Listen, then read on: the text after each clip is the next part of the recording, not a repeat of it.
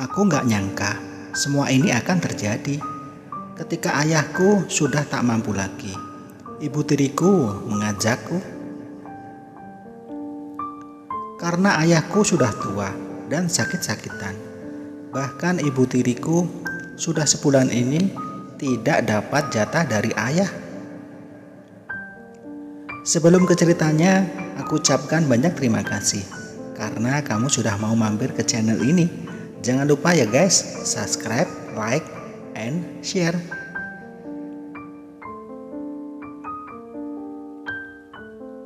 Selama aku kenal dengan kamu, aku mencoba untuk bisa memahami semua tentang dirimu. Namun nyatanya sampai sekarang aku belum bisa memahami semua tentang kamu. Dulu kamu pernah meminta kritik ke aku tentang dirimu, agar kamu bisa memperbaiki sifat-sifat dan tingkah laku kamu yang kurang baik dari dirimu. Persoalan ini sebenarnya cuma sepele, tapi biarpun cuma sepele, kalau kita menganggapnya sepele, terkadang malah bikin kita kecewa. Terus terang, aku sangat kecewa sewaktu kamu bilang mau main ke tempatku tapi nggak jadi. Hal yang sama juga aku alami sewaktu kita mau jalan tapi nggak jadi, dan semua tanpa alasan. Dan yang lebih mengherankan lagi, setelah kejadian itu kamu diam dan merasa nggak bersalah. Kata maaf pun baru terucap sewaktu kamu tahu kalau aku marah sama kamu. Itulah sedikit pengalamanku dengan mantan pacarku. Sekarang aku sudah putus dengan dia, dan sekarang statusku jomblo. Perkenalkan, namaku Doni. Aku tinggal di pedesaan atau di lereng gunung. Suasana di desaku sangat sejuk dan indah, penuh dengan pemandangan. Pada suatu hari, aku, ayah, dan ibu tiriku pergi ke ladang untuk menanam jagung. Tiba-tiba ayahku merasa kecapean, lalu lemas. "Kenapa pak?" kataku. "Gak apa-apa Don, cuman agak pusing kepalaku." "Ya udah, bapak istirahat aja dulu di gubuk, biar aku sama ibu yang nerusin kerjaan ini," kataku. Lalu ibu tiriku juga berkata, "Iya pak, kamu istirahat aja dulu." "Iya bu, aku mau ke gubuk aja dulu ya," sahut bapakku. Lalu aku mengantarkan bapak ke gubuk. Setelah itu aku dan ibuku melanjutkan menanam jagung. Saat kami menanam jagung, ibu tiriku sambil bercerita, "Don, sebenarnya bapak kamu itu udah gak kuat Don." "Gak kuat dalam hal apa bu? Mungkin bapak terlalu capek bu," jawabku. "Ya segalanya Don," sahut ibu tiriku. "Maksudnya segalanya itu apa bu? Kasih contoh 1 atau 2 gitu biar aku paham," ujarku. "Ah kamu ini Don, kan kamu udah umur 23 tahun, masa kamu nggak ngerti sih?" jawab ibu tiriku. Aku pun menjawab lagi, "Makanya bu, kasih contoh 1 biar aku bisa paham.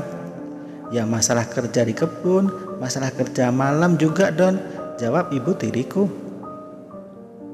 Waduh, kok ibu tiriku curhat tentang keperkasaan ayahku? Kayaknya ada udang di balik batu nih, pikirku dalam hati. Ya, memang ayahku akhir-akhir ini sering kecapean. Padahal baru berumur 50 tahun.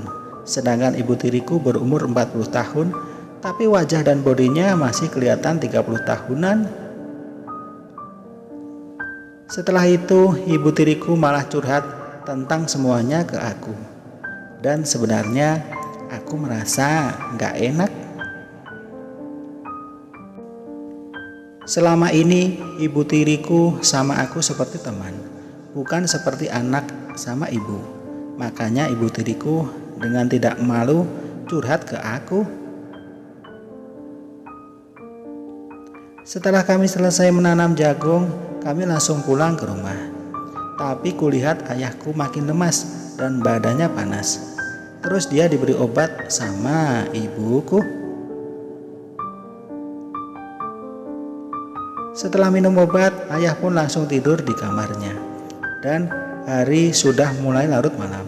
Aku pun juga menuju ke kamarku untuk tiduran.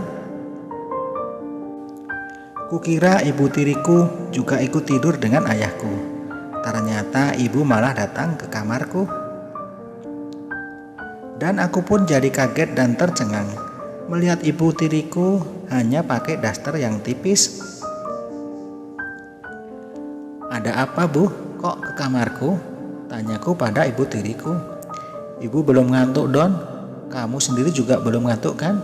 ujar ibu tiriku dengan senyum-senyum. "Oh, begitu ya, Bu.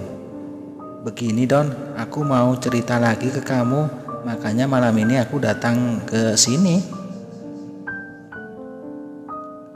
Dalam benakku berkata, "Waduh, cerita apa lagi nih? Kok hatiku jadi deg-degan kayak gini?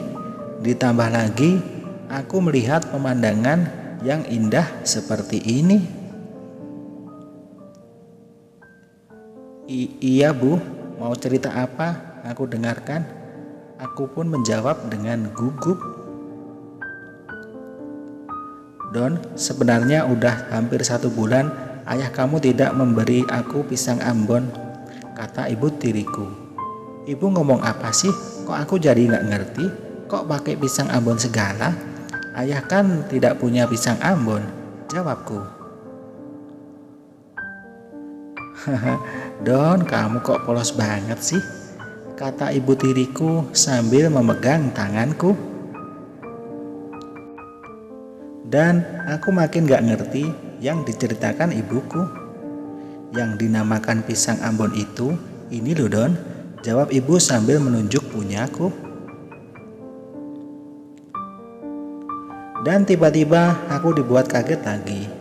Ibu tiriku mendekat padaku dan langsung memelukku. Aku semakin deg-degan, tapi aku hanya bisa pasrah. Lalu ibu tiriku dan aku melakukannya. Sungguh luar biasa sekali. Setelah kejadian itu, aku dan ibu tiriku selalu melakukannya lagi. Tentu setiap ada kesempatan, kadang di kebun, kadang di gubuk sawah, saat kita bercocok tanam.